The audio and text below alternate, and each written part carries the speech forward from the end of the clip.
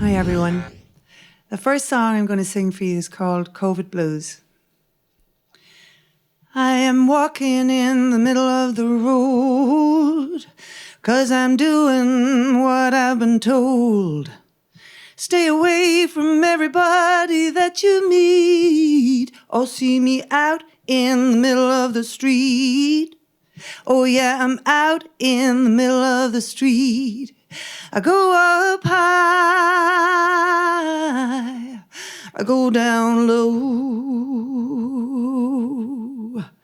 Oh yeah, I'm out in the middle of the road, 'cause I'm doing what we've been told. Eyes are moving side to side, nowhere to run, nowhere to hide. I go up high, I go down low. I go so high, I go so low. When the sun is setting on our empty town, shadows get longer, there's no one around. I feel like a sheriff facing a showdown. I got my mask, there ain't no gun, but I believe there's a killer on the run. We've got this killer on the run. When you got a problem, you don't turn around. Eye on the prize, keep your feet on the ground. Pick up your courage, there's steel in your veins. This will end, all will be well. We'll let that killer go to hell. We'll tell that killer go to hell. I am walking in the middle of the road, 'cause I'm doing what I've been told. Stay away from everybody that you meet, or see me out in the middle of the street. Oh yeah, I'm out in the middle of the street. I go up high, I go down low. Oh yeah, I'm walking in the middle of the road.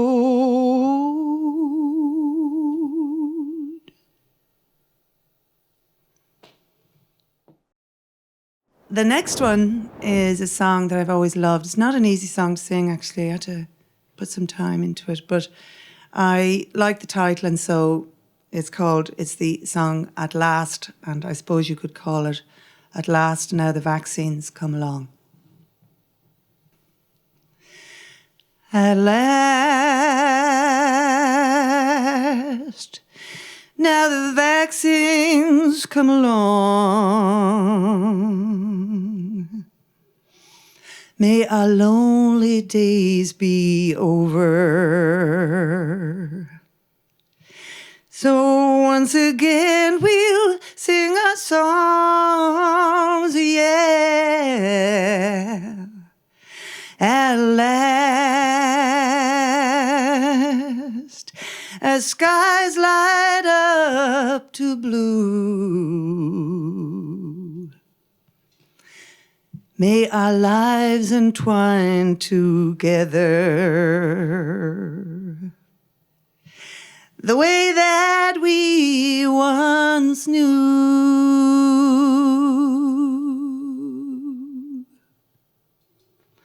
We've kept our hopes, our dreams, our wishes. We've kept our faith, our fire, and our belief that soon we'll all return much stronger with this damn virus in quick retreat. Yeah, your smile is all I wish used to see. Your arms around me tightly, my cheek to yours at last.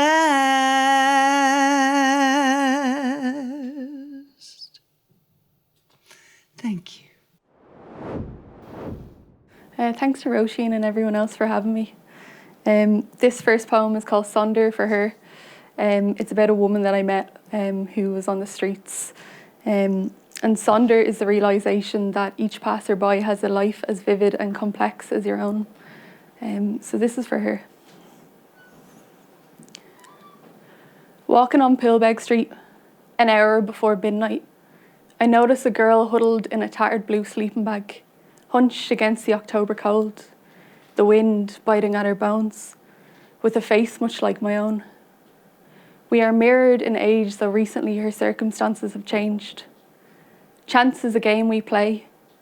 Did her last roll of the dice leave her fearing things she never thought of twice? Is she afraid she will die tonight on these cracked cobblestone streets through which someone can slip so easily, with the howl of a banshee in her ears calling slowly, for her breath to be stolen with the cold before the sun can rise to give heat to her bones?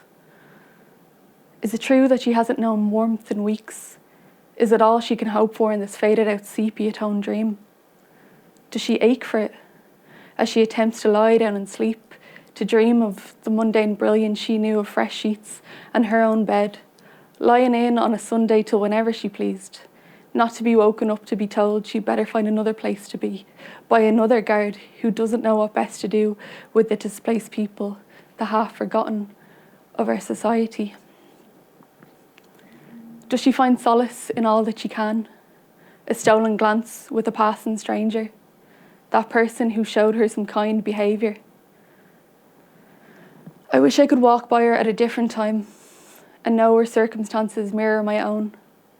Wonder of the story that is her life, of what gives her that bright smile, as we do ponder another person's passerby's place in this world. Wonder where she is off to tonight. What is it that gives her love in her life? But homelessness is the story of our times. All these questions are etched into her face, but there is hope within her eyes. As they meet mine, I see there is a fire inside, hoping that she will see better times. I think of what I can do for her tonight. As I walk by, I acknowledge her presence in the streetlight's illumination. I give her what I can and let her know that I see her. For a moment, there is connection here. We are connected in the hope that change is near. So the next poem I have, I wrote for one of my really good friends, Katrina, who is a photographer.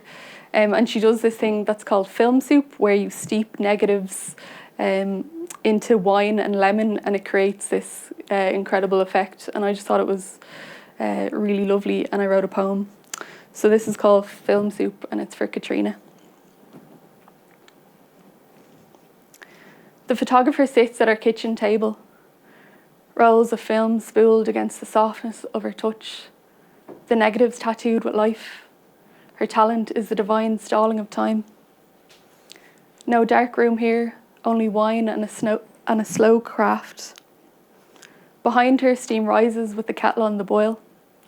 Amidst the lemon juice and mundane truths, she makes light of her work, filling the sink with such consistency to bring about the reaction of a capture, the spark of a moment in passing. This is her own process of becoming, mirror clear in the snap of the shutter. The camera acts as an anchor to the inevitable. Machinery within it kept snug against the elements, enfolded itself as evidence that existence happened here. The shape of a smile sings on the lips of the photographer as she intuitively handles the patterns before her. Cylinders steeped in film soup, the mother of their making, with enough time to soak and then dry, hung tight to the line, is chance to give the photographs rest whilst waiting for development. This translation of effort and material in turn transmute memories. Archived grainy film, expired negative seen through fresh lenses, so that snapshot creations of weather-worn faces become new again. Thanks. So yeah, as mentioned, a lot of the poems that I'm sharing I've written for women in my life, and this poem is very similar to the last one. One of my best friends recently had a baby, and she's the first in her friend group to have had a child, so it was quite a special moment. And that baby is less than a month old, but this is also her first International Women's Day because she's a little girl. So this is for Claire and Lily, and it's called Becoming. A newness of life is a promise of a baby on the way and a mother becoming, gives way to the swelling of the stomach, a golden thread of anatomy, skin on skin, the anchor of ancestry, unfurling the ever-spanning anarchic flow of this, connecting two in the womb. You hold her gently against the softness of yourself, bearing the fruit of another, a lover, seed-rooted, growing through the length of 18 waxing moons. Side each eager kick you felt, feel the power of becoming before breath. Soon you will count each kick, become contraction, become 10 fingers, 10 toes, and a nose to match your own. Imagine a lily opening, flowering towards light, and the closing of small fingers, clutching towards thumb. Eyelashes that will sleep smooth against cheek, eyes will soon open, as dawn gives slowly to sun rays, and a face as new as the day. Thank you. So my last poem, I actually wrote about 4 years ago for International Women's Day when there was that strike happening and the city kind of shut down when we were striking for a repeal. And it's also about my aunties and my mother, but it's about that day, and it's called Stories and Strikes. And thanks very much to everyone for having me. I can still hear the echoes of belly laughter erupting from my mother and aunties, their mouths cracking wide into lightning bolt smiles, the sparks of electricity live from the stories they shared as we sat around that old table on late nights. And as I grew with them, they shared stories of the strikes that we women have fought through to bring about rights, when we were denied access to leading our own lives, and all that we've been through to get to this time when my life is not led by design. Of you are a child and then a bride, never a chance to be a woman in your own right.